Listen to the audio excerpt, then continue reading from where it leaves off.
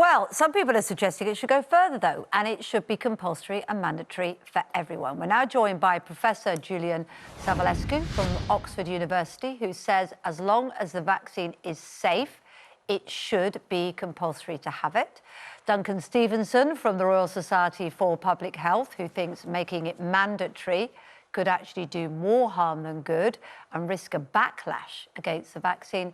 And Dr. Bharat Pankhania, who says as long as people are fully informed, it shouldn't need to be compulsory. Good to talk to all of you. Obviously, the idea of a vaccine that can protect us, to make us safe to get back to work, which would be so much better for society and economy and for everyone, is what we want.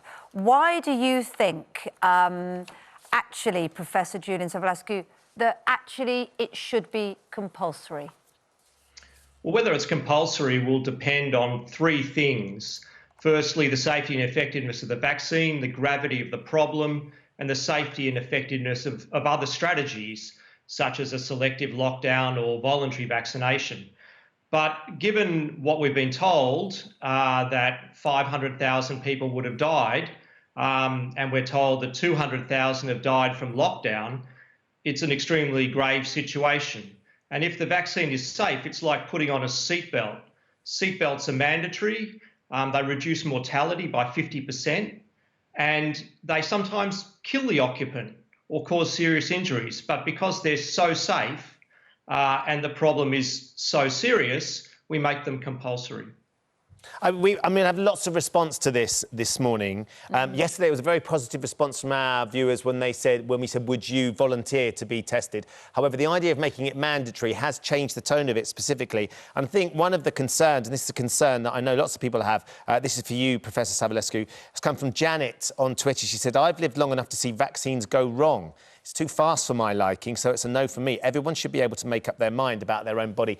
And the whole process has been very, very quick. Admittedly, there's been lots of funding has been put here to try and find these vaccines quickly. But the speed of which it's come about will be concerning to some people, like Janet, who has seen some vaccines in the past go wrong. Yeah, fair enough. I agree with that concern. And we've never had a successful vaccine against a coronavirus. So the safety is a real issue, and we should be having a good, hard look at that. But this is a different situation where large numbers of people are dying, both from the virus and also the strategy. What people don't realise is that we're going to have a large number of cancer deaths over many years because of delayed treatment. Already the estimates are 200,000 people will die. So, the costs of going slow are also significant, and that has to be balanced in this case. Duncan Stephenson, Professor Savulescu's comparison with a seatbelt is an interesting one, isn't it? Because there are people who think that in some situations, seatbelts do more harm than good. But in most situations, they are the best thing and reduce loss of life and serious injury. So is that what we're looking at here, do you think? That actually there might be some people who are either uncomfortable about the vaccine or indeed may have, reactions to it, but for the greater good, everybody should get it? Yes, I think the comparison with seatbelts is an interesting one. And I think the reason that we kind of are less inclined and think that compulsory vaccination should be a last resort is that it would be difficult to enforce. When you're wearing a seatbelt, you're in a car, you're driving around. If you're not wearing it, you'll be stopped and pulled over. If you're not vaccinated, what is the enforcement? What is the penalty that is levied on people who don't get a vaccination? And where we've seen mandatory vaccination in the past, the penalties can be regressive in nature. So it could be stopping people's benefits, or it could be not allowing them to attend school or the workplace. And that regressive nature tends to disproportionately affect those people who already have poor health and are facing health inequality. So But there might be some people that would argue that actually, if you're not vaccinated, then, you haven't got the right to go to school because you're potentially putting others at risk, or you haven't got the right to go to work. There would be people that would argue that. Yeah, absolutely. And so I think the second reason is that it's not just about the enforcement, but it's about the way that we do this. We know that there is a sizable minority of people who are probably vaccine hesitant when it comes to the COVID-19 vaccination because it's new, but we need to better understand them and work with them. The most effective vaccination programs are by consent, not by compulsion. Dr. Pankhania, one of your concerns as well is, as we were listening to Kate Bingham talk about the fact that people would get it first would be the vulnerable, those who have underlying health conditions, but also those from the BAME communities, because there's been a high prevalence of them suffering from COVID. You have concerns with that as a sort of a starting point for this, don't you?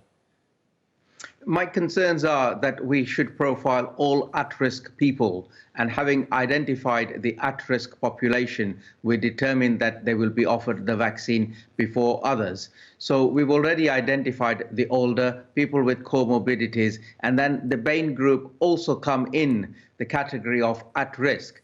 Therefore, they would be included, but it shouldn't be, I am targeting just BAME. We target all at-risk people to give to them the vaccine. And I'm very much in favor of giving it voluntarily. I have a lot of experience with the MMR issues, the measles, mumps, rubella vaccine. And when you talk to the patients properly, carefully, sincerely, transparently, you always carry them with you. And this is the important bit, the clear messages. And if you have clear, sincere, transparent messages, you won't need compulsion. Let's talk to Dr. Sarah Jarvis, who's in the studio with us as well. Sarah, Ella Rose makes an interesting point on Facebook. She says, forcing people to have vaccines is the first step to taking people's rights away. I am vaccinated. However, it's my freedom of choice, and I'll fight to keep my freedom of choice. There is a fear that people feel like if they're being forced into this vaccine, is there something we don't know about it? Surely the way Duncan's describing it, let people understand exactly why it's going to benefit them and the community, is a much better way of going. I couldn't agree more, and I would much, much prefer to go down that route. One of the things we need to bear in mind, though, is that vaccination is not just for us, it's for other people. So as a doctor, there is no way that I would ever suggest to somebody that they needed to have chemotherapy or surgery that I knew would save their life. If they were competent to consent, mentally competent to consent, then of course they have a right to refuse anything, even if it might kill them. The big difference we've got here, of course, is that this isn't just you, it's a bigger picture. We've done the most amazing thing during lockdown as a society. We've all put ourselves in really challenging situations. A lot of people have given up an enormous amount, not because they were likely to get ill, but because they knew that we needed to protect the most vulnerable. And that's It's a different situation, though, isn't it, Dr. Jarvis? That's the difference. It's a different situation. There's one thing, however difficult and however devastating it might be to put yourself financially at risk, to inconvenience yourself, to perhaps give yourself mental health challenges. And I guess another thing, to think, well, I'm putting something in my body that I don't 100% feel confident about.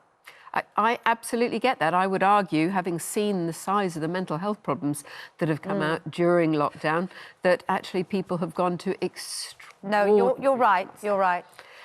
But the big difference here, I'd much prefer to see it done voluntarily. My biggest concern is that when, for instance, in Australia, say, they've stopped children from, or parents from accessing preschool, or they've stopped some of the financial benefits for parents if they hadn't had their children vaccinated. What that's done is to inflame the anti-vaxxers. Now, the World Health Organization has said that vaccine hesitancy, which is basically a polite way of saying anti-vaxxers, they've described them as one of the top 10 single biggest threats to global health in the last year, or in 2018.